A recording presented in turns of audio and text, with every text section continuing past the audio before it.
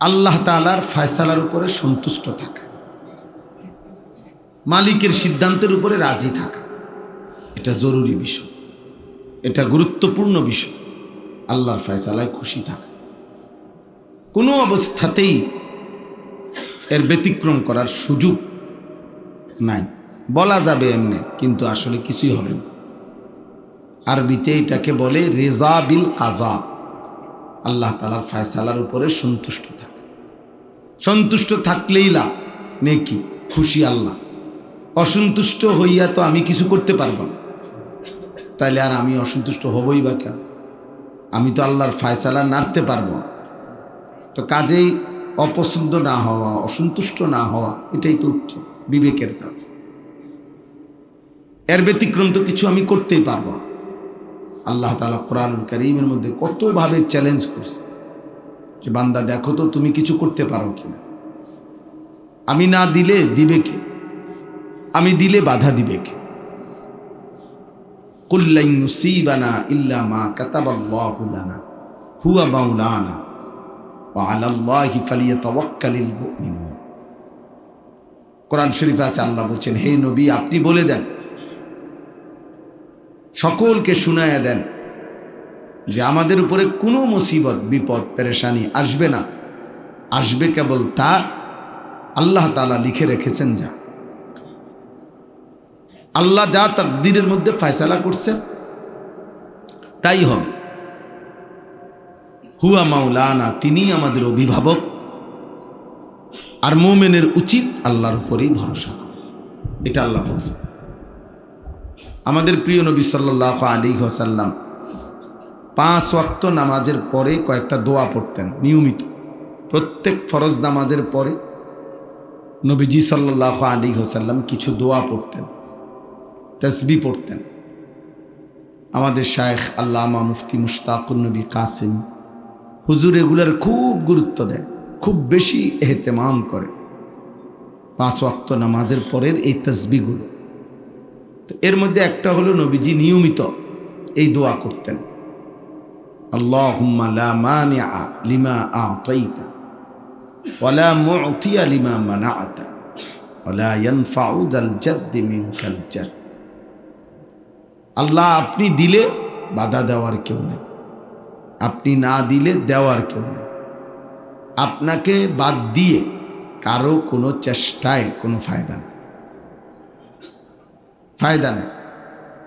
এজন্য এইটা সিফাত, এটা ইয়াকিন করা, তাহলে জীবন অনেক সহজ, জিন্দিগি অনেক সহজ হয়ে যাবে। উপার্জন আমার ওইটুকুই হবে, আমার জন্য যা ফয়সালা আসবে আমার তাই যা আমার আল্লাহর ফয়সালা, আসবে না আমার জন্য তাই যা আমার আল্লাহর ফয়সালা। আল্লাহর সাহাবায়ে কেরাম নয়তো কিভাবে যুদ্ধ করছে আমরা চিন্তা করলে, কল্পনা করলে মাঝে মধ্যে আমি অনেক ভাবি। এটা একটা মুখোমুখি মানুষ, 2টা ঘোড়া মুখোমুখি, হাতের মধ্যে খোলা উন্মুক্ত লম্বা তরবারি, এগুলা দিয়া মুখোমুখি যুদ্ধ করছেন। প্রতি মুহূর্তে এক কুফে কল্লা পড়ে যাবে, এরকম একটা ভয়, বাঁচার সম্ভাবনা নাই। অথচ পুরা উদ্যমে ওনারা যুদ্ধ করছে। কিভাবে সম্ভব? এই সাহস পাইল ওই যে ওনারা ভাবতেন এটা তাকদীরে যদি ফয়সালা থাকে শহীদ তো মৃত্যুই হবে, আর না থাকলে 1 লক্ষ তরবারির সামনেও সে বেঁচে চলে আসবে। ইসলামের ইতিহাসে সবচেয়ে বড় মুজাহিদ সাহাবী যিনি ছিলেন হযরত খালিদ ইবনুল ওয়ালিদ রাদিয়াল্লাহু তাআলা। কিন্তু অথচ শত শত যুদ্ধ তিনি করেছেন। উনি 2 হাতে তলোয়ার চালাইতেন। মুতার যুদ্ধে উনি মোট 10টা তরবারি ভাঙছেন, একটা একটা করে যুদ্ধ করতে করতে করতে। এরপরেও আল্লাহ বিজয় দিছেন। কোনোবারই উনি এত যুদ্ধ, এত তীব্র আক্রমণ, এরপরও উনি শাহাদাত বরণ করেন নাই। শেষ বয়সে স্বাভাবিক বিছানায় উনি ইন্তেকাল করছেন। তাহলে এমন হলো কেন? উনি আফসুস করতেন যে আমি কত যুদ্ধে কত দুর্ধর্ষ আক্রমণ করছি, ঢুকছি শত্রুর পুরা কাফেলার ভিতরে, আক্রমণের ভিতরে, কিন্তু আল্লাহ আমার জন্য শাহাদাতের মৃত্যু রাখে নাই। তাইলে আল্লাহ তাআলার ফয়সালার উপরে রাজি থাকা, খুশি থাকা সব অবস্থা, এটা আমাদের জন্য সহজ। তখন এই শুধু শুধু আমরা হারামের পিছনে দৌড়াই, শুধু শুধু আমরা অবৈধ উপার্জনের পিছনে দৌড়াই, শুধু শুধু আমরা দুনিয়া নিয়ে কাড়াকাড়ি করি, অথচ তাই হবে যা আল্লাহ আমাদের জন্য লিখে রেখেছে। একসাথে বিদেশ করে, কারো টাকা অনেক, কারো মোটেই নাই। কেউ সৌদি আরবেই গেছে আজকে 32 বছর, কেউ সৌদি আরবেই গেছে 4 মাসও থাকতে পারে না, আইসা পড়তেছে। এমন হয় কেন? সবাই টাকা দিয়েই গেছে। তাহলে বিষয়টা হলো আল্লাহর ফয়সালা, যার জন্য রব্বুল আলামিন যেভাবে লিখে রেখেছেন তাই হবে। আর রিজকু মাকসুম, রিজিক বন্টন হয়ে আছে। নবীজি বলছেন অফিস সামাই রিজকুকুম, আল্লাহ তাআলা বলছে তোমাদের সকলের রিজিক আসমানে, জমিনে নাম। জমিনে যেখান থেকে যা আসে উৎপন্ন হয়, এটা তো আল্লাহর ফয়সালায় হয়, আল্লাহর ফয়সালায়। এই জন্য মূলত সব কিছু আসমান আরশে আল্লাহর ফয়সালা। তাহলে আমি প্রথমেই কথা বললাম আপনাদের কাছে, রেজা বিল কাজা, সন্তুষ্ট থাকা। ঝড় বৃষ্টি, আলো অন্ধকার, হাসি কান্না, আনন্দ বেদনা, সব অবস্থায় আল্লাহকে নিয়ে থাকা, এটা মুমিনের সিফাত। মাওলানা মহিউদ্দিন ভাই কথা বলতেছিলেন, তা আমি আইসাই একটু শুনছি, উঠতে উঠতে একটা সুন্দর কথা বলছে। স্রোতের বিপরীতে দাঁড়িয়ে থাকা, এটা মুসলিম। অর্থাৎ মানুষ সর্বদাই অধিকাংশই গুনাহ, নাফরমানি, অসভ্যতা, অবাধ্যতা, অবহেলা, ভ্রষ্টতা, অশ্লীলতা, বেহায়াপনা, এর দিকে ছুটতে থাকে। এটা হলো স্রোতের ধারা। কিন্তু এর বিপরীতে ঈমান, ইসলাম, তাকওয়া, গুনাহ থেকে বেঁচে থাকা, আল্লাহর ইবাদতে মনোযোগ থাকা, মজবুতির সাথে লেগে থাকা, এটা হলো স্রোতের বিপরীতে নিজেকে দাঁড় করানো। স্রোতের বিপরীতে টিকে থাকা কঠিন, কিন্তু টিকে থাকতে পারলে, চেষ্টা করলে সফলতা তার। স্রোতের সাথে তো খড়কুটাও ভাইসা যায়, স্রোতের সাথে তো যে কোনো জিনিসই ভাইসা যায়, কিন্তু এটার মধ্যে তো কোনো কৃতিত্ব নাই। আমি নাচ গান দেখি, এটার মধ্যে তো কৃতিত্ব নাই, এটা অনেক মানুষই দেখে। আমি বেনামাজি, এটার মধ্যে তো কোনো বিশেষত্ব নাই, অধিকাংশই তো বেনামাজি। আমি সুদ খাই, ঘুষ খাই, হারাম রোজগার করি, এর মধ্যে তো বৈশিষ্ট্যের কিছু নাই, হারাম করতে অধিকাংশ।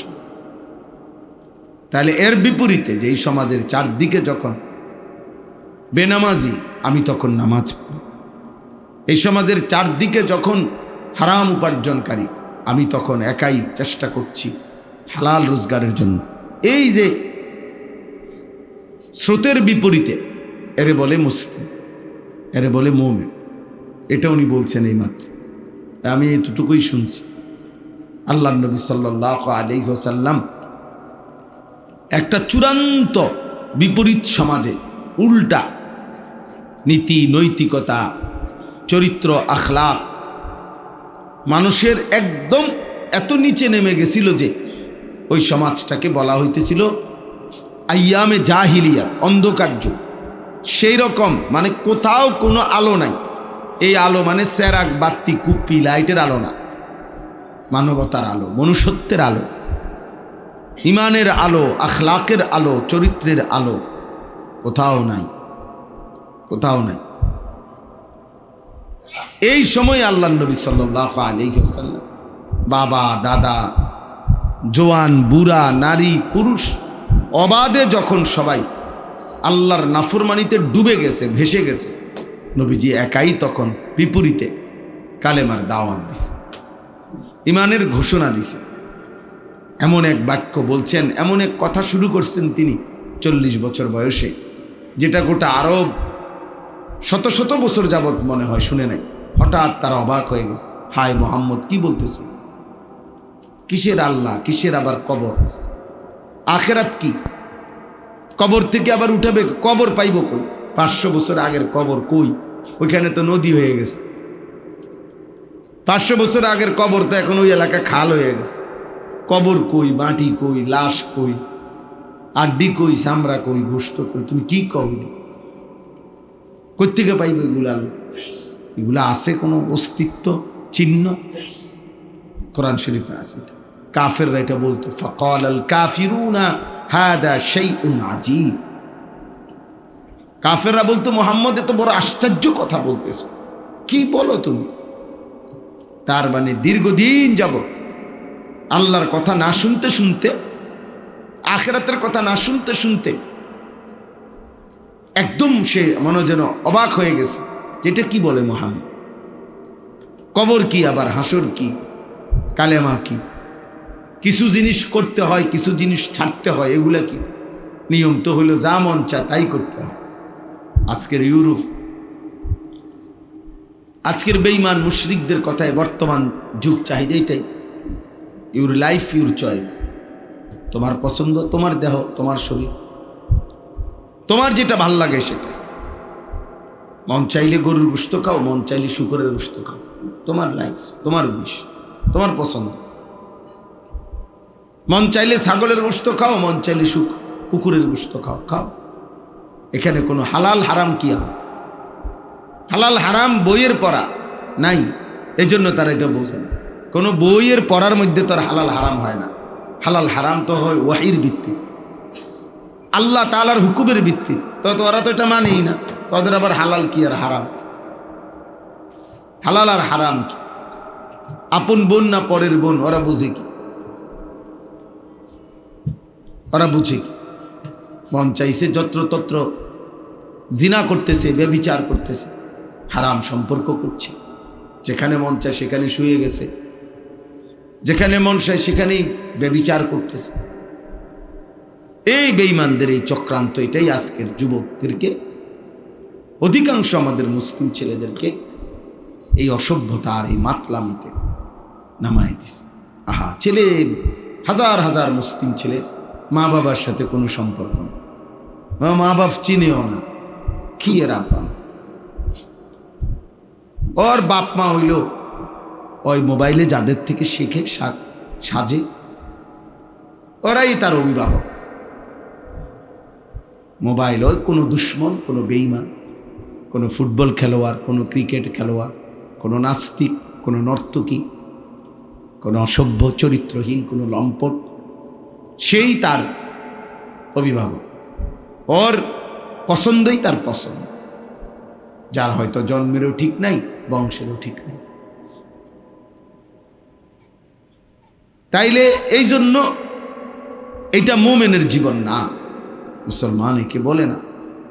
মুসলমান বলে যে 24 ঘন্টা এটা মনে করে, বুঝে যে আমার একজন সৃষ্টিকর্তা আছে, আমার একজন নবী আছে, আমি ইচ্ছে করলেই যা মন চা তাই করতে পারবো না। হাজার মন চা, সামর্থ্য থাকুক, আমার শরীর থাক আর টাকা থাকুক, কিন্তু আমি মন চাইলেই যা ইচ্ছা তাই করতে পারবো, মন চাইলেই পারবো। বরং আমাকে ওই অদৃশ্য এই মহান আল্লাহর বিধি নিষেধ মানতে হবে, কারণ আমি মুমিন, আমি মুসলমান। আমার জীবন নিয়ন্ত্রিত, আমার জীবন আল্লাহ তাআলার হুকুমের অধীন। এজন্য আমি এই কথাটাকেও আপনাদেরকে দ্বিতীয় কথা এটা বললাম। এই আমরা যে কয়জন বসছি, একজনই বোঝেন ওয়াজ মাহফিলের মাকসাদ কিন্তু এটা যে বলা আমাদের দায়িত্ব, পৌঁছানো। আসলে পরিবর্তন কে হয় বা না হয় কিনা এটা আল্লাহর ফায়সালা। ঠিক কখন পরিবর্তন হবে, কোন দিন পরিবর্তন হবে, কোন কথায় পরিবর্তন হবে, এটা কার কথায় পরিবর্তন হবে, এটা আল্লাহর ফয়সালা। দাওয়াত ও তাবলীগে এর অনেক হাজার হাজার নমুনা আছে। বড় হুজুরের কথায় হয়তো বদলায় নাই, এক রিক্সার ড্রাইভার, ঠেলাওয়ালা, কুলিওয়ালা, তার কথায় বড় ব্যক্তি আল্লাহর পথে চলে আসছে। হ্যাঁ, এরকম আমরা অনেক দেখছি। তাবলীগের কাজ যারা করে তাদের মধ্যে চা দোকানে বসে যারা বিরোধিতা করে, এইসব বিরোধিতার কোনো 2 পয়সার বেল নেই। এই আমাদের দেশে যারা তাবলীগের দাওয়াত ও তাবলীগের বিরোধিতা করে, এই সমস্ত বিরোধিতার 2 পয়সাও কেউ গণে না, এগুলা কেউ পাত্তাও দেয় না। এই ওনার বিরোধিতা উনি করে, বইয়া বইয়া ব্যানের ব্যানের করে, কেউ শোনে না। মানুষ যারা আল্লাহর দিকে ফেরার, আল্লাহর কাজ করা, আল্লাহর দিনের মেহনত করা, ওরা করতেই আছে। আর ওই আমনে বইয়া বইয়া খান, বনে খান আর বিড়িয়ে খান, আমনে বাহি জীবনে বনে খান। আখেরাতে দেখবেন কিচ্ছু নাই, কিচ্ছু নাই, কিচ্ছু নাই। দেখবেন অনেক রিক্সার ড্রাইভার, ঠেলাওয়ালা, দিন মজুর। হ্যাঁ, আমাদের কুমিল্লা ক্যান্টনমেন্টে সে ওই যে আখ হুইসার কয়, যে আখ মেশিন দিয়ে যেমনি ঘুরে ঘুরে শরবত বানায় না, তে এই কাজ করে। এক বেলা এই কাজ করে, আরেক বেলা মানুষকে আল্লাহর দিকে ডাকে, তাবলীগের কাজ করে। তো ও মন্দ কাজ করে। এটা বছরের পর বছর আমি দেখতেছি তাকে। এক বেলা এই কাজ করে, আরেক বেলা মসজিদে আল্লাহর কথা বলে, মানুষকে আল্লাহর দিকে ডাকে। ওই যে টাল দিয়া যে ছোট ছোট বাচ্চাদের কাপড় টাপড় বেচে, কাপড় এগুলারে বুঝেন না কথা না, পুরান না, মানে বাচ্চাদের জামা গেঞ্জি এগুলো। হ্যাঁ, ব্যান না, ক্যান্টনমেন্টে আছে কয়েকজন ব্যবসায়ী, ওদের এই মূল হলে এই ছোট ছোট খুচরা কাপড় এগুলো বেচে আর কি। 20 টাকা 50 টাকা দামের কাপড় এগুলো, জামা, বাচ্চাদের জামা, মহিলারা যে ফুটপাতের মতো আর কি। হ্যাঁ, এগুলো তো বিক্রি করে। আমি আজকে 10 বছর ধরে দেখতেছি কমপক্ষে ফুটপাতে এগুলা বিক্রি করে। আবার মাসে 3 দিন আল্লাহর ঘর মসজিদে থাকে, তো আল্লাহর পথে মানুষকে ডাকে একবেলা। তো মন্দ লোক? তাহলে এমন সাধারণ আয় আল্লাহ তার কলিজার ভিতরে উম্মতের ফিকির দিছে, ফিকির দিছে।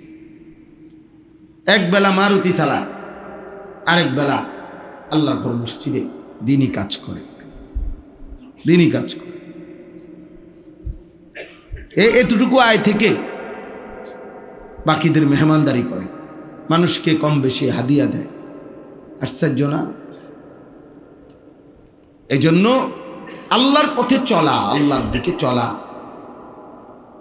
আল্লাহকে মেনে চলা, আল্লাহর দ্বীনের উপরে থাকা, এটা মালিকের অনেক বড় তৌফিক, ইহসান, আল্লাহ দয়া। যাকে আল্লাহ চান তিনি তাকে নিজেই তার দ্বীনের পথে পরিচালিত করেন।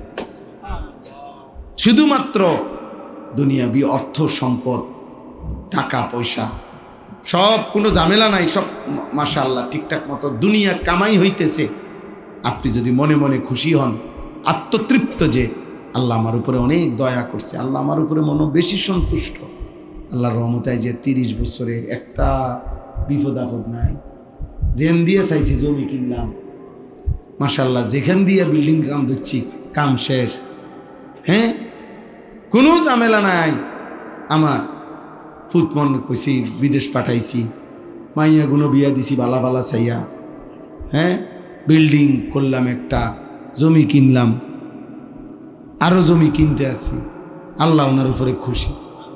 এই অনেক মানুষ এটা ভাবে, বুঝেন না? ঘর বাড়ি, অর্থ সম্পদ, জিফুট, ভাত তরকারি, খানা খাদ্য, জাগা জমি, টাকা পয়সা, ঘর দুয়ার যে মিলতেছে, উনি মনে করতেছে এতেই আল্লাহ ওনার উপরে সন্তুষ্ট, এই জন্য ওনারে দুনিয়া ভাত খাবাইয়া ফুরে লাইতেছে। তাইলে বোঝা গেল আপনার কথার দ্বারা যাদের উপরে আল্লাহ অসন্তুষ্ট, তা করে আল্লাহ ভাত মাছ, চাইল ডাইল, বউ বাচ্চা, জিফুত, বাড়ি ঘর দালান, তাদেরকে তো নিশ্চয় দেয় না। কথা বলেন না? আল্লাহ তো দেয় না তাদেরকে, নাকি? তাহলে এই ইয়াহুদি খ্রিস্টান মুশরিক মুনাফিক কাফের বেঈমান ইউরোপ আমেরিকা সারা বিশ্বের, তো এই বেঈমানগুলো কেমনে খায়? তাহলে ওগরে খাওয়ায় কে? তাহলে ওদেরকে বাড়ি ঘর বউ বাচ্চা জি ফুট অর্থ সম্পদ এত ক্ষমতা এত কিছু দুনিয়ায় কেন দিচ্ছে? তাহলে তা তাদের উপরও আল্লাহ তাআলা আমাদের চাইতে বেশি সন্তুষ্ট নাকি? না, এটাই তো কথা। যার বিল্ডিং যত বড় আল্লাহ তার প্রতি তত সন্তুষ্ট, যে যত বেশি জমির মালিক আল্লাহ তার প্রতি তত বেশি সন্তুষ্ট। তাইলে বলেন সবচেয়ে পৃথিবীর সবচেয়ে বেশি সম্পদ ব্যয় করে বাড়ি করছে যে ব্যক্তি, সে ভারতীয় একজন হিন্দু। পৃথিবীতে সবচেয়ে বেশি টাকা খরচ করে যার বাড়ি, মুকেশ আম্বানি, হেন নাম, সে হলো পৃথিবীতে সবচেয়ে ব্যয়বহুল বাড়ি যার, তার। তাহলে আল্লাহ তো তার উপরে বেশি সন্তুষ্ট। নাউযুবিল্লাহ। এটা বুঝতে হবে। এইটাই আমি এখানে পড়ছি, যে আয়াত পড়ছি, ওই ছেলে মোবাইলওয়ালা ছেলে, তুমি কিন্তু উঠো বাবা, উঠে জাগা দাও, আরেকজন ভালো মানুষের জাগা দাও। মোবাইল টিফিন না, তুমি নিচে গিয়ে নিচে জাগা আছে, আব্বা যাও ওইনে মোবাইল টিফিন, যাও বাবা উঠতে দাও, ওইনে নিচে বহুত জায়গা আছে, আমি দেখে আইছি জায়গা, ওইনে বসে বসে মোবাইল টিফো আর নিজে হাসো, ওইনে বসে হাসো, যাও হাসো, নলে কাঁদো, নলে ঠ্যাঙালগি দাও, তোমার যেটা মনে করে এটা করো, এত উঠো, ওইটা আরেকজনকে জাগা দাও। ফালতু কোথা। এখানে বসে বসে আমি নিজে তাকাইছি, হ্যাঁ আসে নিজে নিজে, ও কি সুন্দর লাগতে আছে, মাশাআল্লাহ। বেওকুফ খামখেয়ালি দুনিয়া, কি করছে, কেন খাচ্ছে, কেন দাঁড়ায় রয়েছে, কি চুল রাখছে, কি প্যান্ট কিনছে, কি হাফ প্যান্ট কিনলো না মারু হাফ প্যান্ট কিনলো, কি মুসলমান আমি না কাফের অনুসরণ। আহা, তোমরা এই ছেলে পেলেদের আমার খুব আশ্চর্য। আরে করে কি? কে তোর মা, কে তোর বাবা, কে তোর আল্লাহ, কে তোর সৃষ্টিকর্তা? কিচ্ছু জানে না, কিচ্ছু জানে না। আহ, কেন নামাজ পড়ে না? এমন সুন্দর ছেলে, সুস্থ ছেলে, সবল ছেলে, কেন নামাজ পড়ে না? মুসলমান, বাবা মুসলমান, মা মুসলমান। ছোটবেলায় বাবা কত দোয়া করছে, মা কত দোয়া করছে, কত হুজুরে দিয়া ছোট বাচ্চার মাথায় হাত বুলাই দিয়ে, হুজুর দোয়া করে দেন আল্লাহ যাতে তারে মানুষ করে, এরকম দোয়া করছে না? সব বাচ্চাই তো এরকম। পানি পরায় নিছে, তেল দিয়ে ফু দেওয়ায় নিছে, হ্যাঁ, হুজুরে 20 টাকা দিছে, কখনো 100 টাকা দিছে, কখনো হুজুর শুধু দোয়া করেন নাতিগারে আল্লাহ যেন মানুষ করে, এভাবেই। আর এই এত দোয়া, এত কথা, বাবা মার এত স্বপ্ন, একটা মোবাইল শেষ করে দিছে। লাখ লাখ ছেলে হাতে ধরে উত্তম মাল, উত্তম সম্পদ আমাদের নষ্ট হয়ে যেতেছে। আর কিছুই নাই, এই শুধু একটা মোবাইল। অথচ মোবাইলের যাই দেখুক, মূলত ওইটার দ্বারা তৃপ্তি নাই, কারণ এটা তো আসলে একটা প্লাস্টিক ছবি, ধরা যায় না, ছোঁয়া যায় না। তো বাস্তবিক অর্থে তো ওই আরাম হয় না, যাই দেখে আর কি, শুধু আরো অতৃপ্তি বাড়ে, দেখে আরো কলজা জলে বেশি। আর এই বেড়ি, এরম বেড়ি দেখলাম, এমন অসভ্য নারী দেখলাম, ধরতেও পারলাম না, শুইতেও পারলাম না, ছাইয়া নষ্ট হয়ে গেল, জীবনটা নষ্ট করে দিলাম। বোকামি ছাড়া আর কিছু না, আহম্মকি ছাড়া আর কিছু। কারণ এটার থেকে তো কোনো ফায়দা হচ্ছে না, ফায়দা হচ্ছে এ তো ছবিও না, ছায়া ছবি। টেলিভিশন, মোবাইল, এগুলোর স্ক্রিনের যেগুলো, এটা ছায়া ছবি বল, মানে ছবির ছায়া। কোনো মানুষ যদি পানিতে ছবি দেখে, নিজের ছায়া দেখে, তো এইটারে যত ইটে মারুক, এটার গায়ে পড়ে কোনো সমস্যা হবে? তাহলে এটা তো ওই মহিলা না, মহিলা তো এনে নাই, মহিলা তো গেছে গা ভাই, তোমারে না নষ্ট করে দিচ্ছে। তুমি তো ওই বেডিতে দেখো না, বেডি তো এখানে নাই, তো বেডির ছায়া না দিয়ে গেছে। মহিলা তো বাস্তব না, ছবির মহিলা তো বাস্তবে মহিলা না, মহিলা তো নাই, মহিলা তো মহিলার জায়গা। তোমারে ছায়া দিয়ে তোমার জীবন শেষ করে দিল, তোমারে নষ্ট করে দিল, বিনিময়ে সে টাকা কামাই করলো, পয়সা রোজগার করলো। ওই নর্তকী, ওই নারী তোমার মতো হাজার হাজার যুবককে চরিত্রহীন নষ্ট করে দিল। একদিন শরীরে আর কোনো সক্ষমতা থাকে না, এই দুঃখে কাউরে বলতেও পারে না, বললে তো জুতা দিয়া ফিরবে। হ্যাঁ, কিরে বেটা, তোর বিবাহের আগে তোর শরীরের এমন কা কইব কেমন? দুঃখে দুঃখে মরে অগণিত। আমাদের মৌলানা ইয়াহিয়া বয়ান করছে, কখন আছে? মাগরিবের আগে। ও আমার ছাত্র, তো পরে আমি দায়িত্ব দিয়ে রাখছি। হয়তো অনেক আমার সাথে যে বিভিন্ন যুবক ছেলে, সম্পর্ক কিশোর ছেলে, যাদেরকে আমার মাদ্রাসায় করছে গত আগস্টে, এইবারও আবার এই যে এই বৃহস্পতি শুক্র শনি 6, 7, 8 নভেম্বর ইনশাআল্লাহ আমার মাদ্রাসায় আবারও কোর্স হবে। শুধু ছেলেদের, স্কুলের ছেলে, কলেজের, ইউনিভার্সিটির ছেলে, 14-15 থেকে 30 বছর বয়স যাদের, তাদের জন্য।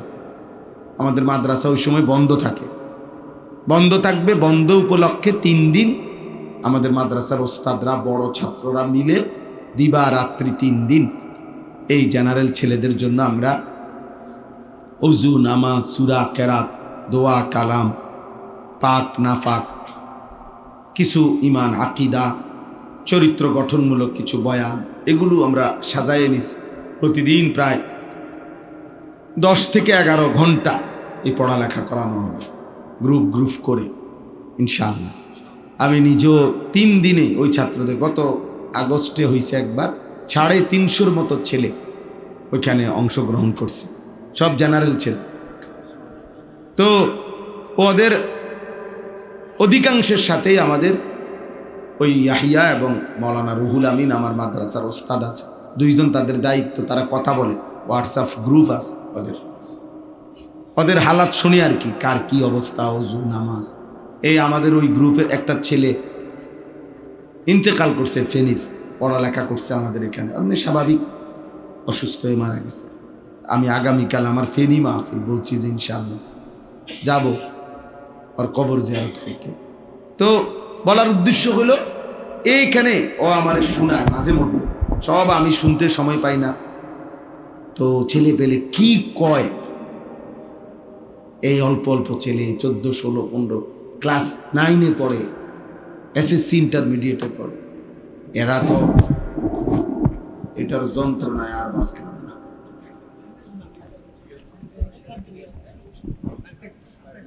এটা বান দিয়া দাও নাই তো, আর এত লাড়লে হইতো না তো মিয়া। তো এই কারণে তো ভাইয়া দেখো, আমি অনেক ছেলেদের কথা শুনছি, এটার ভিতরে রেকর্ড আছে। মানে চরিত্রহীনতার এত জঘন্য কথা বলে, এত নোংরামি, ছেলে মেয়েদের এত নোংরামি, শত শত ছেলের জীবন। মহান আল্লাহ পাক রব্বুল আলামিন 18 নম্বর পারা 23 নম্বর সূরা, এই সূরার মধ্যে 8টা আয়াত, 55, 56, 57, 58, 59, 60, 61, 62, এই 8টি আয়াত আমি আপনাদের সামনে পড়েছি। এবার এরা তর্জমা শুনুন, তাইলে বুঝবেন আল্লাহ তাআলা কি বলতে চাচ্ছেন। আল্লাহ তাআলা বলেন, আয়াহসাবুনা আন্নামা নুমিদ্দুহুম বিহি মিন মালিন ওয়া বানিন। আল্লাহ বলেন, কিছু মানুষ মনে করে আমি যে তাদেরকে কিছু সম্পদ এবং সন্তানাদি দিচ্ছি নিয়ম মাফিক, খানা, খাদ্য, সম্পদ, জি ফুত, নাতি নাতনি, খাদ্য, খাবার, অর্থ, সম্পদ, ক্ষমতা, দুনিয়া বিজে একটু দিলাম, কোনো সব কিছু নিয়ম মাফিকে মনে করেন দিলাম। এটা পেয়ে ওরা ভাবতেছে নুসারিউ লাহুম ফিল খায়রাত, আমি তাদেরকে প্রতিনিয়ত কল্যাণের উপরেই রাখছি, আমি তাদের উপরে সন্তুষ্টির উপরেই আছি। টাকা পাইয়া ভাত মাছ খাইতে পারতেছে, বিল্ডিং দালান জমি কিনতেছে, জিফুত খাইতে আছে, ঘুমাইতে আছে, উনি মনে করছে আল্লাহর রহমত, আল্লাহর দয়া, আল্লাহ আমারে দিছে, আল্লাহ আমারে দয়া করছে, আল্লাহ মানে উনি মনে মনে ভাবে আল্লাহ মনে আমার উপরে খুব সন্তুষ্ট, এই জন্য আমার এইভাবে ভাত খাওয়াইতেছে, এভাবেই দুনিয়া দিচ্ছে, এভাবেই টাকা দিতেছে। নুসারিউ লাহুম ফিল খায়রাত, আল্লাহ বলেন তারা ভাবে আমি আল্লাহ তাদেরকে কল্যাণের দিকে নিচ্ছি, টাকা দিচ্ছি, খানা দিতেছি, বিল্ডিং দিতেছি, জায়গা জমি দিতেছি, অর্থবিত্ত দিতেছি, এটা মনে করে, এটা পেয়ে তারা এটা ভাবতেছে। আল্লাহ বলেন বাল্লা ইয়াশউরুন, আহা বান্দা, বাস্তবিকে তারা বুঝে নাই, তারা আসলে বিষয়টা বুঝেই নাই যে অর্থ সম্পদ সন্তান এইটা যে আমি আল্লাহর সন্তুষ্টির বিষয় নয়, বরং এটা আমার স্বাভাবিক বিষয়, এটা আমি কমন একটা জেনারেল বিষয়। ভাত মাছ, জায়গা জমি, বউ বাচ্চা, নাতি নাতনি, দুনিয়ার অর্থ সম্পদ, এটা একটা কমন বিষয় আমার। এটা তো আমি কাফের, মুশরিক, বেঈমান, ইহুদি, খ্রিস্টান, হিন্দু, বৌদ্ধ, নাস্তিক, মুরতাদ, মুনাফিক, গরু, ছাগল, জন্তু, জানোয়ার, পৃথিবীর সকলকেই তো দিচ্ছি।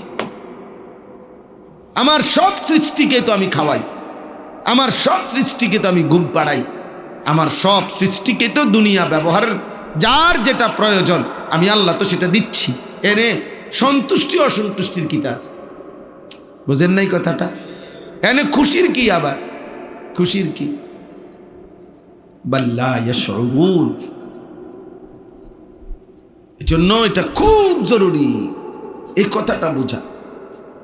বুড়া মিয়া খুব খুশি, বুড়া মিয়ার 3 ফুট বিদেশতে টাকা পাঠায়, মাশাআল্লাহ খুব খুশি। আবার বইয়া বইয়া বিড়ি খায়, যে সাধুয়ানি গপ মারে, যে মনে যেন উনি বিরাট বিরাট বড় সৌভাগ্য, ওনার কফাল আল্লাহ দিছে, ওনারে আল্লাহর রহমত দিছে, আল্লাহ ডাইলা দিছে। ওনার টাকা আসতেছে, ইট কিনতে আছে, বালু কিনতে আছে, সিমেন্ট কিনতে আছে, বিল্ডিং উড়াইতে আছে, জমি কিনতেছে, খাইতে আছে, আপেল খায়, মালটা খায়, সুখে সুখে আলাপ করে।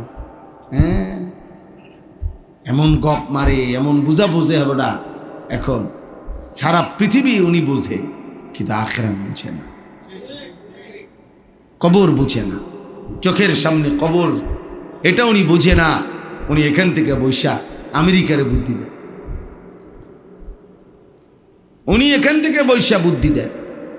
উনি বাংলাদেশের রাজনীতি করে যারা, তাদের যে পরিমাণ বুদ্ধি, আমাদের চা দোকান থেকে যে সরবরাহ হয় যে বুদ্ধি, তাটা অনেক বেশি। যারা মেইন ফিল্ডে রাজনীতি করে তারাও এত কথা বোঝে না।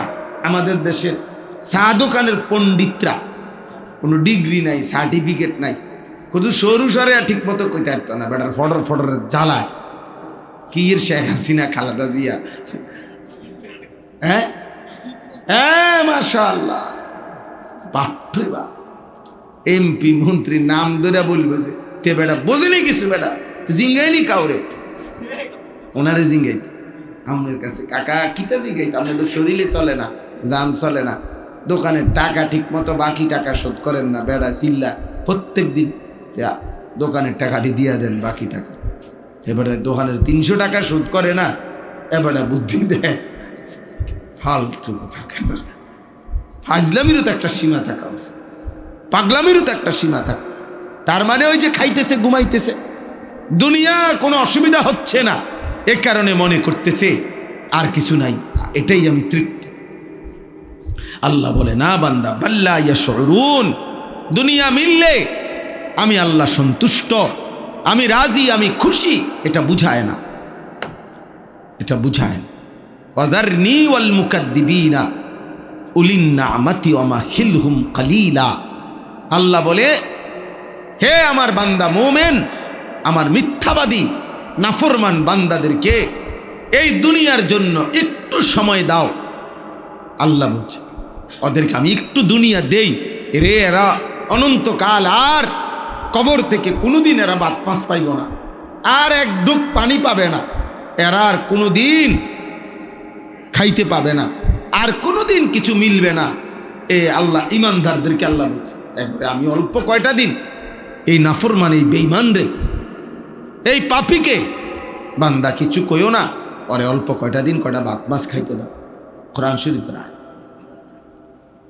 ও তো আর অনন্তকাল চোখটা বন্ধ হলে ও তো আর জীবনে কোনো দিন এক ঢোক পানিও পাবে, জাহান্নামের আগুন ছাড়া আর কিছু নেই। কোরআন শরীফে জাহান্নামী যখন পানি চাইবে তখন এমন উত্তপ্ত টকবগে পানি তাকে দেওয়া হবে যেটা মুখে ঢুকবার সাথে সাথে ভেতরের সমস্ত নাড়ি বুড়ি খসে পায়খানার রাস্তা দিয়ে বের হয়ে যাবে। এমন কাঁটাযুক্ত খাবারের কিছু ফল তার মুখের ভিতরে ঢুকায় দেওয়া হবে যেটা তার ভেতরের নাড়ি বুড়ি ছিন্ন ভিন্ন করে বের হয়ে। লা ইউসমিনু ওয়ালা ইউগনি মিন জু'। আল্লাহ বলেন জাহান্নামীর খাবারে না কোনো পুষ্টি হবে শরীরের, না কোনো ক্ষুধা নিবারণ। লা ইয়ামুতু ফিহা ওয়ালা ইয়াহইয়া। সেকেন্ড সেকেন্ড জাহান্নামী মরবেও না বাঁচবেও না। কারণ এত আযাবের ভিতরে বেঁচে থাকার মধ্যেই বা এটা কি আর বাঁচা বলে? মানুষ যখন বেশি রোগাক্রান্ত হয়, লম্বা সময় কেউ যদি অসুস্থ থাকে তো মানুষে কয় ভাই এটা কি আর একটা বাঁচা নেই, ফরে আনাস, এটা কি আর একটা জীবন হইল নি? আজ যা 30 বছর অসুখ, আজ যা 10 বছর ধরে অসুখ। এরকম আল্লাহ বলেন জাহান্নামী আযাবের কারণে সে ভাববে তার তো মৃত্যু তো হবে না, মৃত্যু তো সিস্টেম নেই। কারণ আল্লাহ তাআলা মৃত্যুকেই ফুলসেরাতের পাড়ে ভেড়া বা বকরির আকৃতি দিয়ে মৃত্যুকেই জবাই করে দেবে, মানে মৃত্যুর মৃত্যু হয়ে যাবে। আর কোনো দিন ফুলসেরাত পার হওয়ার পরে ওই অংশে আর কারো কোনো মৃত্যু না, জান্নাতীর কোনো মৃত্যু হবে না জাহান্নামীর কোনো মৃত্যু হবে। আফামা নাহনু বিমাইতিন, কোরআনের আয়াত। আর কোনো দিন মৃত্যু হবে না, মৃত্যু হবে। তাহলে ভাইয়া আল্লাহ তাআলা বলেন বান্দা এটা বুঝলা না যে দুনিয়ায় একটু ভাত মাছ খাওয়াচ্ছি বলে তুমি ভেবেছো আমি তোমার উপরে খুব খুশি।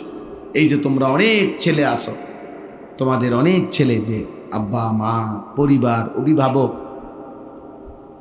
কেউ যে তোমাদের অসভ্যতার পরেও কিছু বলে না, তুমি বড় বেজা খুশি, ও অনেক খুশি যে আমি এত চরিত্রহীন, কই আমার এদিকে কেউ কিছু কয়। আমি সারা রাত অলঙ্গ ছবি দেখি, কই কোনো মানুষ তো আমার কেউ বাধা দেয়। আমি এক ওয়াক্ত নামাজ পড়ি না, অথচ আমার মতো এমন জানোয়ার বেনামাজি একটা সেজদা নাই, আমার এদিকে কেউ কদ্দুর ডাকেও না। কিরে তুই মুসলমানের ফুত, তুই কদ্দুর নামাজ পড়তি না? হে মনে করছে আমি বড় মুক্ত বড় স্বাধীন। হারে না বেটা, লানত, এটা লান, অভিশাপ, এটা অভিশাপ।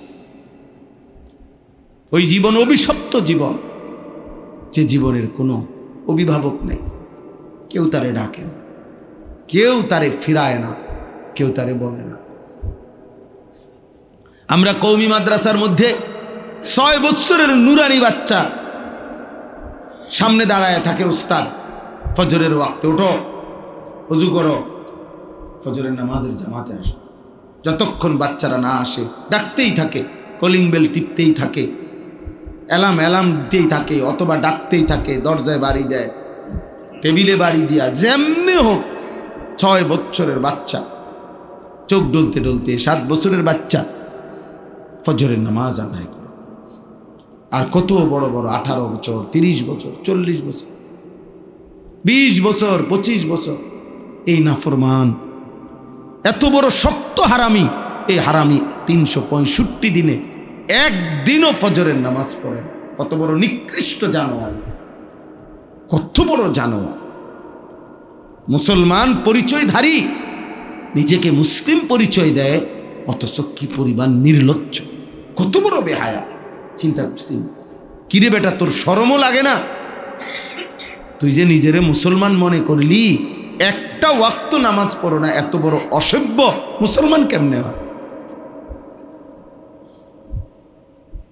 একটা সেজদা না দিলে যদি কিয়ামত পর্যন্ত আল্লাহ তারে বিতাড়িত করে দিছে শয়তানকে, আর এতগুলো সেজদা ছুটে গেলে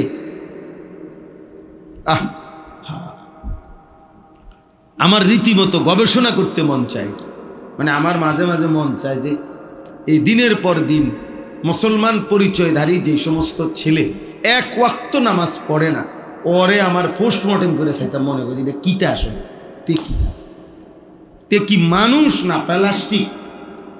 আমার একটা বিশ্বাস করেন, এটা অনেক সময় মনে হয় যে এটা ভালো কোনো মেশিন দিয়ে চাওয়া, যে আসলে কি তার ভেতরে কি ইনসান না জানোয়ার, এটা দেখা দরকার।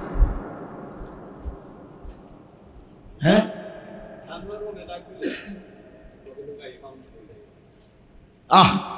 হ্যাঁ,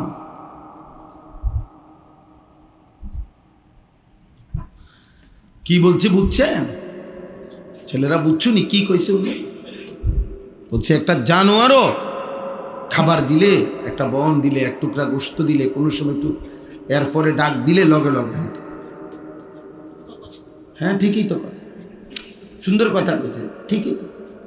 একটা কুকুরও তো পিছনের সাথে সাথে হাঁটে।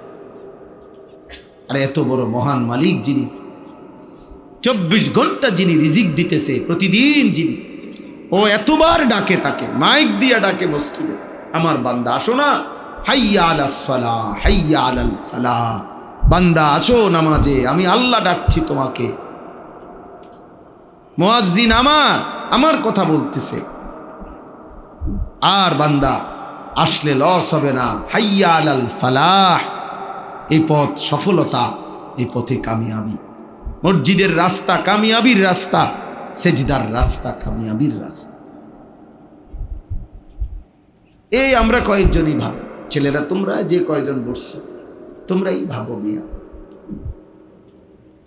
নতুন করে ভাবো, নামাজ পড়ো, আল্লাহকে ছেড়ে।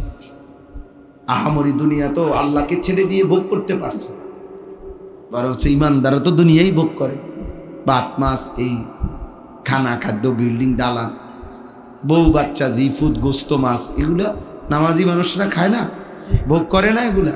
তো আর কি, শুধু শুধু এই নাফরমানি করে লাভ কি? লাভ কি? একই তো স্বাভাবিক, কোনো কিছুই এখন আর এই যে যত বড় লোক হোক, আপনি টাইলস লাগাইছেন, তো টাইলস কি এমন কিছু যে এটা চিনে না মানুষে? তারা আপনি এটা কইয়া লাভ কি? এটা তো একটা বদিল্লাও চিনে, একটা দিন মজুরও তো চিনে, বুঝে। তাহলে দুনিয়া তো আসলে দেখাইবার কিছু নেই, দুনিয়া তো খোলাই, সবাই তো জানে। এগুলা দেখার বিষয় হলো আখিরাত। আল্লাহ কোরআনে বলছে, আমি আমার বান্দার সামনে জান্নাত যখন খুলবো, এক একটা নিয়ামত ইনটেক করা, আবরণে ঢাকা, এক এক নিয়ামত যখন তার সামনে খোলা হবে, প্রথম দৃষ্টিতেই তার চোখ ঠান্ডা হয়ে যাবে। ফালা তা'লামু নাফসুম মা উখফিয়া লাহুম মিন কুররাতি আ'য়ুন। রব্বুল আলামিন বলে, চক্ষু শীতল হয়ে যাবে, এক নজরেই চোখ শীতল হয়ে যাবে। লাহুম মা ইয়াশাউনা ফিহা ওয়া লাদাইনা মাজিদ। আল্লাহ বলে, আমার বান্দা জান্নাতে যা চাইবে তাও পাবে, শুধু কি এতটুকু? না না, ওয়া লাদাইনা মাজিদ। আল্লাহ বলে, বান্দা সে জানে কি চাইবে কি, ও জানে কি বলবে কি। আমার বান্দা চাইতে চাইতে যখন শেষ করবে, আমি রব্বুল আলামিন এরপরে আমার নিচ থেকে আরো কোটি কোটি নিয়ামত দিতে থাকবো। বান্দা বলবে কি আর জানবে কি?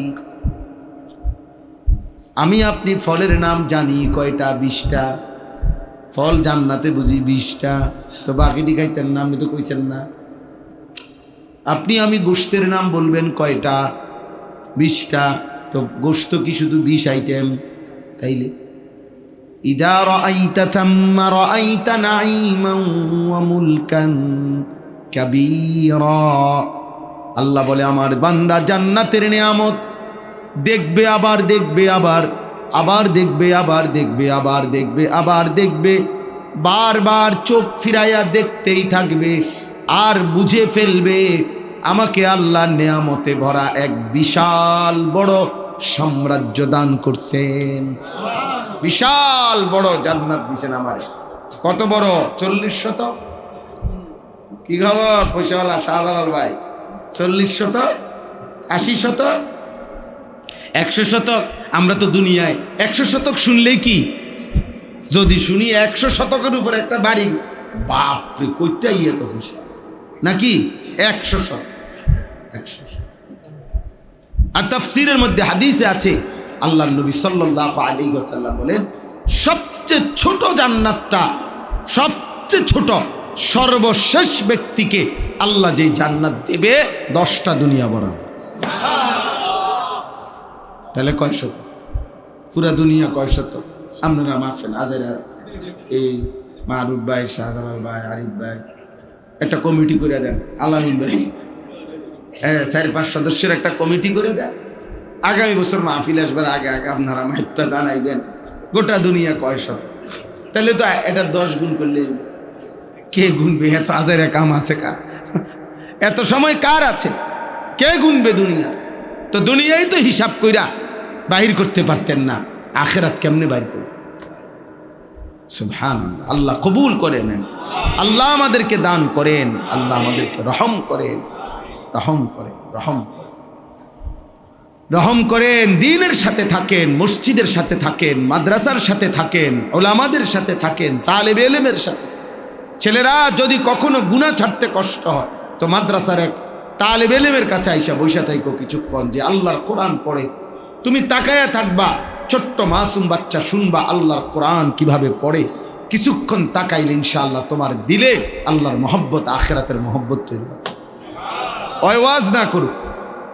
আমার খুলনার হজরত বলছেন, এটা বাংলাদেশের একজন বড় বুজুর্গ আরিফ বিল্লাহ হজরত মাওলানা মুফতি নুরুল আমিন সাহেব, অনেক বড় আল্লাহওয়ালা হজরত বলছেন যে প্রত্যেক মহল্লার মুসলমানদের উচিত, সময় নাই তো মাঝে মাঝে কমপক্ষে ইমাম সাহেবের সামনে গিয়া 3 মিনিট, 2 মিনিট, 5 মিনিট সময় শুধু বসে থাকবে।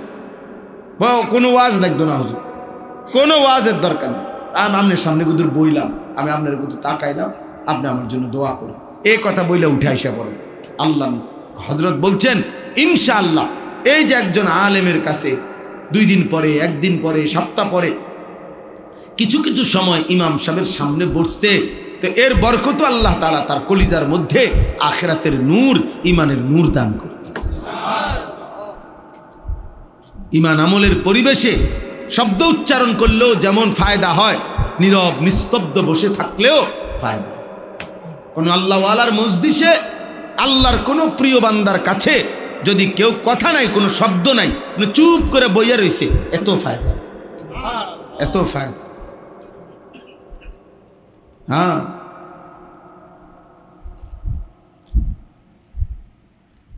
শব্দহীন, উচ্চারণবিহীনই ট্রান্সফার হয়ে যায়।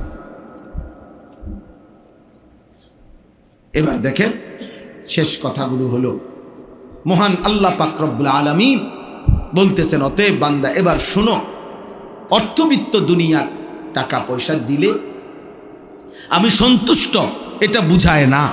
তাহলে আমি সন্তুষ্ট কিসে? আমি কল্যাণের উপরে, কারো উপরে রাজি খুশি আমি, এটা বুঝবে কিভাবে? যে 4টি সিফাত, 4টা গুণ যার মধ্যে আছে, আল্লাহ বলেন তাকেই আমি কল্যাণের পথে পরিচালিত করছি, তার পথেই, তার উপরেই আমি সন্তুষ্ট হয়ে আছি। ইন্নাল্লাযীনা হুম মিন খাশিয়াতি রাব্বিহিম মুশফিকুন। 1 নাম্বার আল্লাহ তাআলা বলেন, নিশ্চয়ই যারা আল্লাহর ভয়ে সর্বদা কম্পিত, হৃদয়ে যাদের আল্লাহর ভয় কাঁপতে থাকে, আল্লাহর ভয়ে যাদের অন্তর কাঁপে, আল্লাহ বলেন 1 নম্বরে আমি আল্লাহ তাদের প্রতি সন্তুষ্ট হয়ে আছি। আল্লাহর ভয়ে হৃদয় কাঁপে, হ্যাঁ আমার মালিক কত বড়, আমার মালিক আমারে কি পরিমাণ ইহসান করছেন, আমার আল্লাহ আমারে হেফাজত না করলে আমারে বাঁচাবে কে?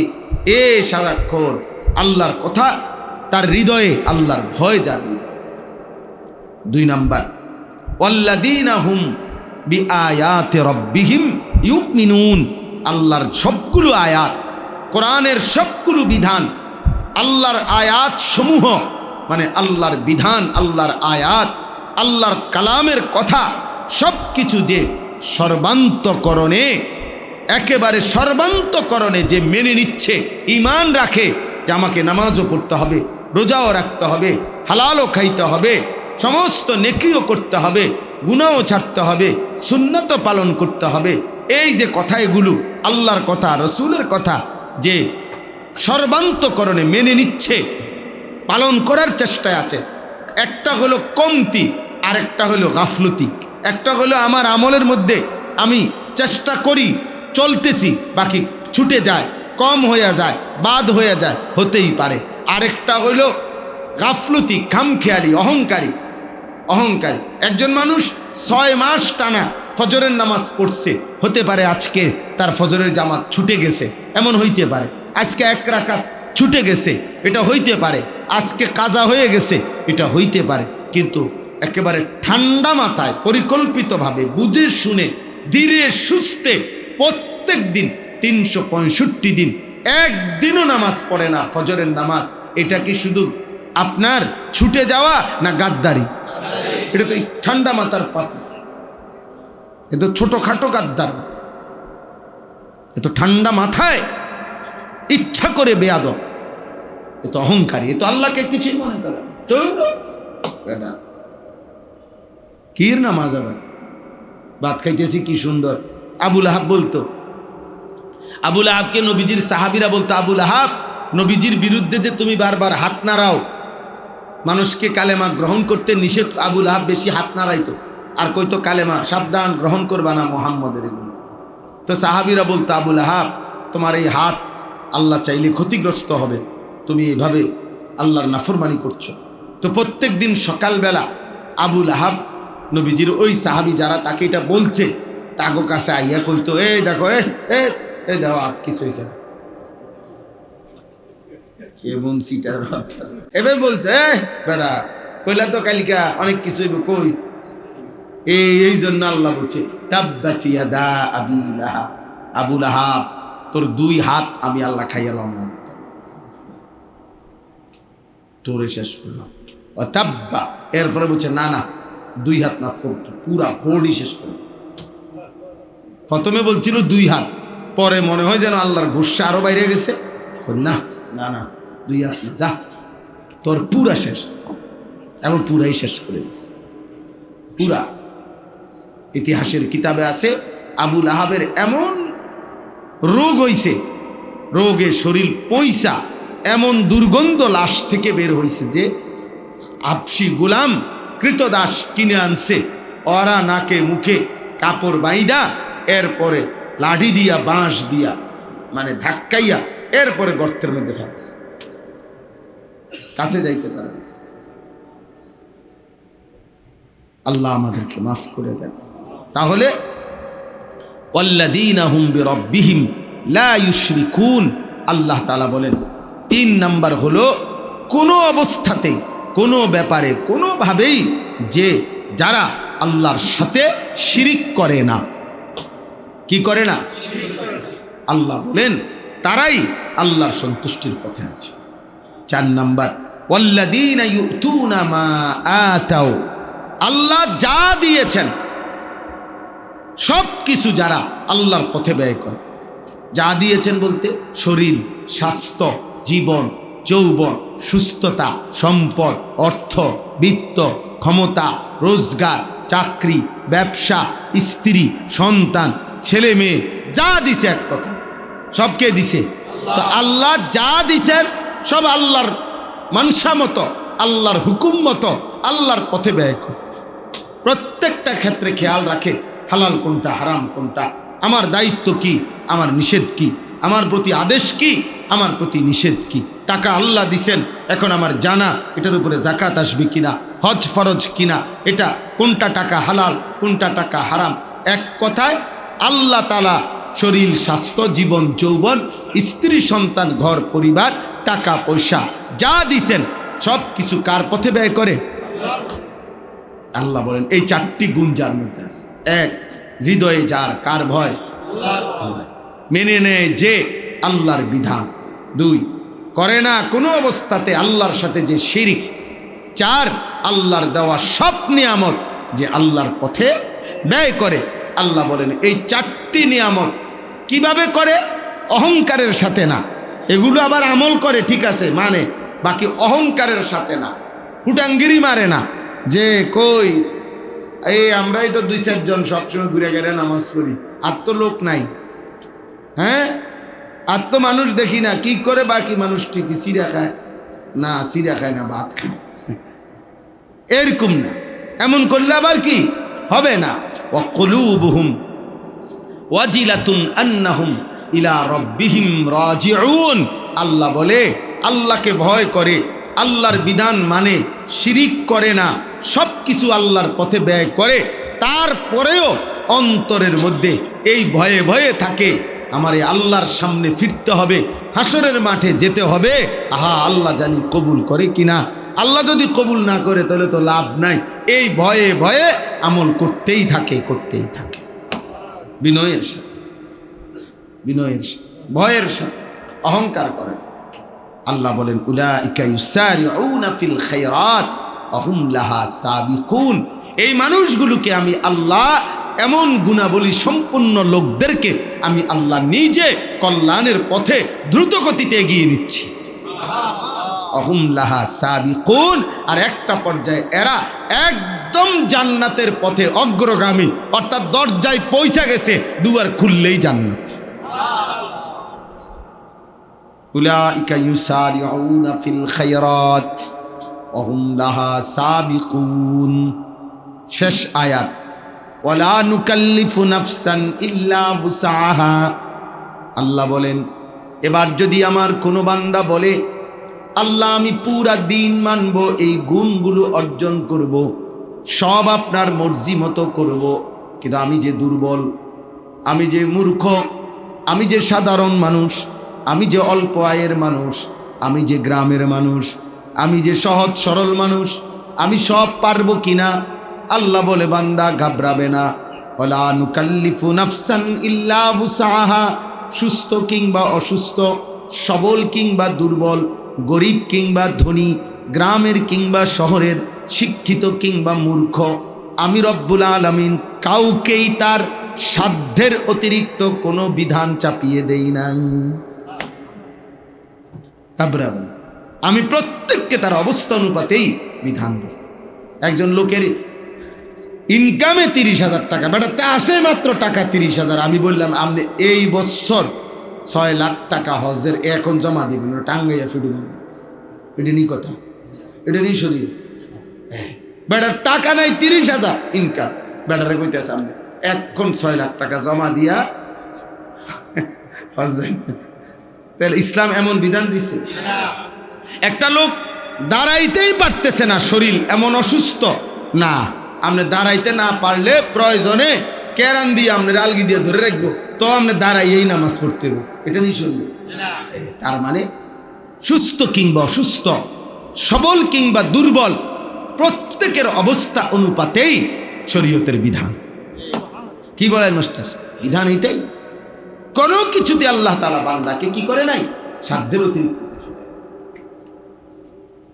এই হলো শেষ কথা। হলো এরপরে আমরার মতো যদি কেউ বেজাল্লা কেউ হয়, আল্লাহকে বলে যে আচ্ছা যা মাওলা ঠিক আছে বুঝছি, সাধ্যের মধ্যে যেহেতু আমি কর্ম সব যদি আপনার কথা মানি, ঠিকঠাক মতো চলি, আখেরাতে হিসাবের বেলায় গিয়া সব ঠিক মতো ফামুনি, আবার নিহানে ফেস লেগেছে, কারেন্ট ছিল না, তারপরে দেখ কম্পিউটার অন হইতেছিল না, এই দুইটা না নেকি লেখা হয়েছে না, এই সময় একটু বেশি ঝামেলা ছিলাম, এইসব নিয়ে আবার কোনো বেজাল হয় কোনো। হ্যাঁ, আল্লাহ বলেন ওয়ালাদাইনা কিতাবুন ইয়ানতিকু বিল হক ওয়া হুম লা ইউজলামুন। 24 ঘন্টা বান্দা তোমার জন্য আমার পক্ষ থেকে আমলনামা নির্ধারণ করা আছে। হাসরের ময়দানে এক বিন্দু জুলুম হবে না, তোমার আমলনামাই কথা বলবে, তোমার আমলনামাই কথা বলবে, তোমার একটা নেকিও কম উঠবে না, একটা গুনাহও বেশি উঠবে না। কোনো ঘাবড়াইও না তুমি, 100 আমি আল্লাহ, আমি জুলুম করতে পারি না, হিসাব তো নেব আমি। হিসাব দেবে কে?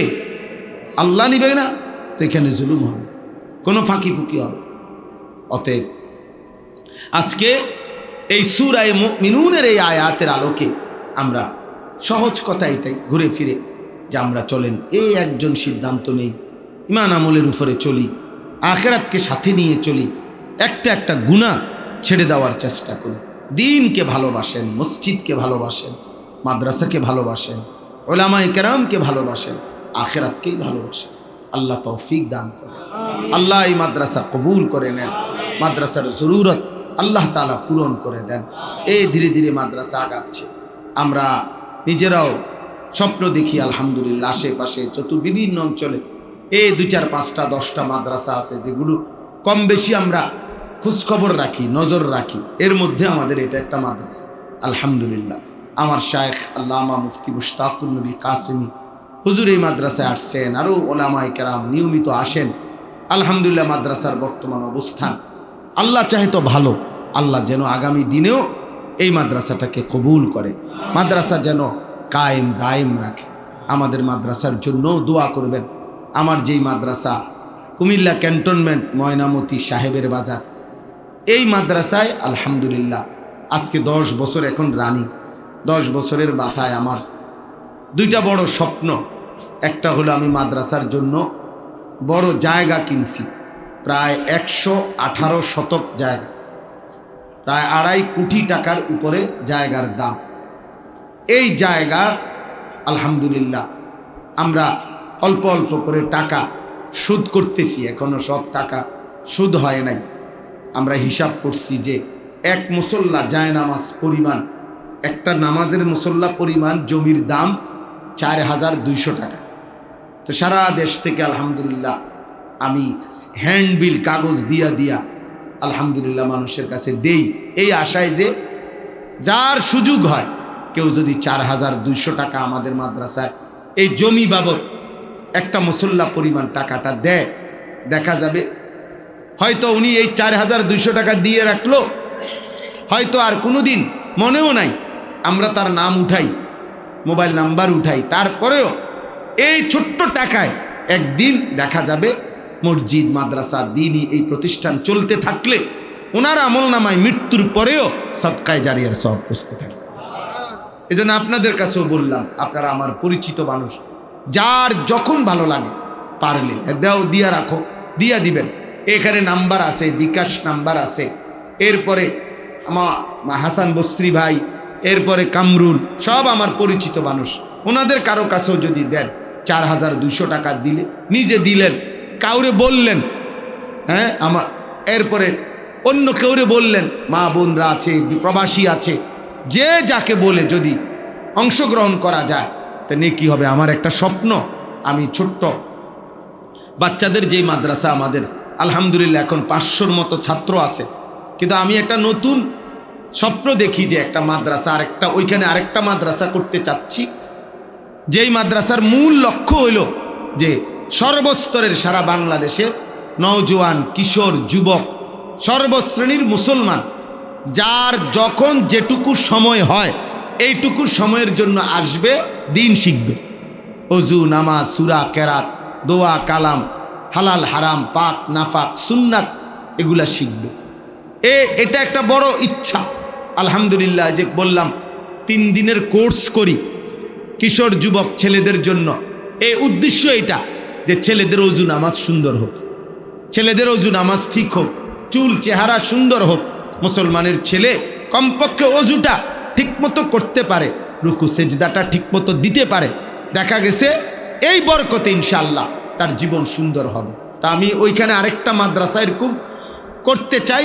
আমাদের ওই জায়গা যেটা কিনছি, এই জন্য বড় জায়গা কিনছি, অর্থ হলো, আশা হলো কি যে ইনশাআল্লাহ আল্লাহ চাইলে আলাদা ওইখানে ভবন করব, যেখানে শিক্ষক কর্মচারী আলাদা রাখবো, যে আসবে যখন দিন শিখবে তখন, যার সময় যতক্ষণ দিন শিখবে ততক্ষণ। এটা আমার স্লোগান। আল্লাহ যেন তৌফিক দেয়, আল্লাহ যেন কবুল করে, জীবন সুন্দর করে। এই বছর আমি আমাদের ঢাকা গাজীপুরের একজন বড় বুজুর্গ, বহুত বড় আল্লাহওয়ালা, বাংলাদেশের বড় বড় আলেম, যার হাতে বায়াত, যার মুরিদ, এরকম একজন প্রখ্যাত বুজুর্গ অধ্যক্ষ মিজানুর রহমান চৌধুরী হজরত, অনেক বড় আল্লাহওয়ালা একজন বুজুর্গ। ওনা একটা কিতাব লিখছেন তালিমুস সুন্নাহ। এই কিতাবটা হলো আমাদের নবী সাল্লাল্লাহু আলাইহি সাল্লামের জীবনের সমস্ত সুন্নাত, ওনার 23 বছরের জিন্দিগির যত সুন্নাত ছোট বড় বিন্দু বিন্দু সব এই কিতাবের মধ্যে আছে। প্রায় 600 পৃষ্ঠা ব্যাপী এই কিতাবটা। নবীজির জীবনের সকল সুন্নাত এখানে আছে। একজন মুসলমানের জীবনের সব কাজ সুন্নাত মোতাবেক হওয়াই শরীয়তের আদেশ। আল্লাহর বিধান এটা, আল্লাহর কথাই এটা। তা আমরা এটা বিক্রি করি, ইচ্ছা করে বেশি। আমি কষ্ট করে করে মাহফিলে মাহফিলে ঘুরে ঘুরে এটা বিক্রি করি 400 টাকা মূল্যে। কেন? উদ্দেশ্য একটাই, মুসলমানের ঘরে ঘরে নবীজির সুন্নাতের একটা কিতাব পৌঁছুক। যে যখন পারে একটা পৃষ্ঠা একটা লাইনও যদি দেখে তো একটা সুন্নত শিখে পেল, একটা সুন্নত শিখে পেল। একটা ছোট্ট সুন্নতে আপনি শিখলেন যে নামাজের মধ্যে খাবার শুরুতে হাত ধোয়া সুন্নত, তো কদ্দুর হাত ধোয়া যে সুন্নতে এই 3 আঙ্গুল নাকি? তা আমরা দেশে হাত ধুই, যেটা কি ধোয়া? এটা তো সুন্নত হইল না, হাত ধোয়া হয়েছে, সুন্নত হবে। সুন্নত তো হইল অজুর মধ্যে কবজি পর্যন্ত যেরকম প্রথম হাত ধোয়, ঠিক এতটুকু উভয় হাত ধৌত করা খাবার শুরুতে, এটা সুন্নত। তাহলে আপনি এই সুন্নত এরকম একটা একটা সুন্নত শিখবে। অজুর মধ্যে মেসওয়াক করা সুন্নত। এখন মেসওয়াক করবে কখন, কুলি করবে কখন? কোনটা আগে? 3 বার কুলি করা সুন্নত না? তা আবার মেসওয়াক করাও তো সুন্নত। কোনটা আগে কোনটা পরে? সুন্নত কি, কিতাবে কি লিখছে, এগুলো আছে সব। এরকম ছোট্ট ছোট্ট সুন্দর সুন্দর সব সুন্নাত আছে। আমরা এই যাওয়ার সময় সুযোগ হলে এই কিতাবগুলো যার সুযোগ হয়, নিচে বারান্দার মধ্যে আছে, ওখানে আনতে যাইতে কষ্ট হবে দেখে এনে নিয়ে আসছে। যদি সুযোগ হয় কিনবেন, 400 টাকা মূল্য। আমাদের মাদ্রাসায় এই 4200 টাকার এই হ্যান্ডবিলটা বইটা চাইন বাদাম খাইয়েন মেটা দিয়ে, এটা একটু দেখেন পইরেন। ওটার মধ্যে বিকাশ নাম্বার অ্যাকাউন্ট নাম্বার আছে। নিজে বলে কাউরে বলে সুযোগ হলে মাদ্রাসার জন্য। মাশা মাশা আলহামদুলিল্লাহ, আল্লাহ তাআলা কবুল করেন। আর কথা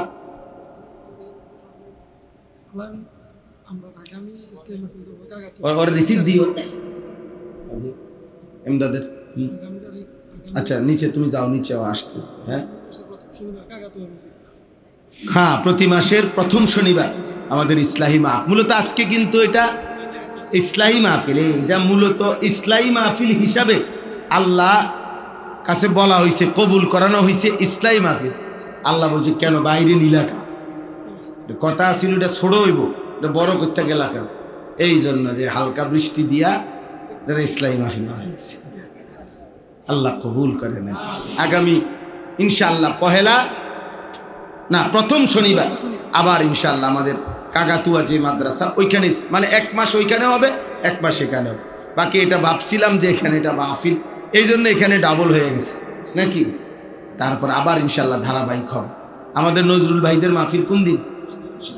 20 নভেম্বর, এই মাসের 20 নভেম্বর ইনশাআল্লাহ খাদিজাতুল কুবরা আমাদের যে মহিলা মাদ্রাসা নজরুল ভাইদের, ওই মাদ্রাসা ইনশাআল্লাহ বার্ষিক মাহফিল। ওইখানে আমারও দাওয়াত আছে, মাগরিবের পরে আমারও বয়ান আছে। কুড়াখাল 5-6 ডিসেম্বর মাসে আমাদের মাওলানা মহিউদ্দিন ভাইদের যে মাদ্রাসা, ওইখানেও ইনশাআল্লাহ বার্ষিক মাহফিল।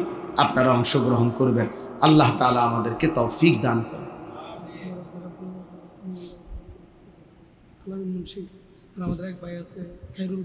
আলামিন মুর্শিদ কি দোয়া? জি জি আছে আছে, এখনো আছে। 3 দিনের কোর্সে এই বৃহস্পতি শুক্র শনি 30 বছরের নিচে কোনো যুবক চাইলে আমাদের ওই কোর্সে অংশগ্রহণ করতে পারবে। হাসান বসরি ভাই আছে, মাওলানা কামরুল আছে, ওদের কাছ থেকে নাম্বার নিয়ে রেজিস্ট্রেশন করতে হবে। 700 টাকা জমা দিয়ে এন্ট্রি করতে হবে নাম। তাই হ্যাঁ, যখনই এখন চাইলে এখন যাবে, যারে মাশা যে কেউ ভাই বলতেছে এখান থেকেও যদি কোনো ছেলে তোমরা যাও, হ্যাঁ ইনশাআল্লাহ এই 700 টাকা খরচ ও দিবে। কেউ যাইতে চাইলে তারপরও দিন শিখলো, তারপরও ওযু নামাজ শিখলো। আল্লাহ তাআলা এই ফিকিরকেও কবুল করেন। আল্লাহ আমাদের সবাইকে ঈমান আমল দান করেন। আল্লাহ সবাইকে তৌফিক দান। ছেলেদের যাদের যদি সুযোগ হয় কারো, তো তোমরা ফিকির করো, পরে যোগাযোগ করো যে ইনশাআল্লাহ আমি যাব ভাই, 3 দিন বৃহস্পতি শুক্র শনি পুরা টাইম থাকবা খাইবা অজু নামাজ সূরা কেরাত দোয়া কালাম ইমান আমল শিখবা যেতটুকু হয়। আল্লাহ তৌফিক দেন।